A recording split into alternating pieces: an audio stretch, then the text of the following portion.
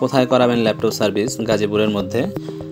আর কি ধরনের সার্ভিস আমরা দিয়ে থাকি সেই জিনিসগুলো আমরা আপনাদেরকে বলতেছি। যে বিভিন্ন ধরনের কিবোর্ডের সমস্যা হয়ে থাকে, যেমন কিবোর্ড ল্যাপটপ অন হওয়ার সময় বিভিন্ন ধরনের শব্দ করতে থাকে, তারপরে হচ্ছে অটোমেটিকলি লেখা হতে থাকে, ওপেন হওয়ার সময় বিভিন্ন ধরনের শব্দ করে, স্ক্রিন কালো হয়ে থাকে, অন হয়ে ল্যাপটপ অফ হয়ে যায়, ডিসপ্লে ঝিরঝির করে, ল্যাপটপ ওপেন হয় কিন্তু ডিসপ্লে আসে না, ফ্যান ঘুরে অফ হয়ে যায়, পাওয়ার লাইটটা জ্বলতে থাকে আর নিভতে থাকে, কিবোর্ড জ্বলে নিভে, ওয়াইফাই কাজ করে না,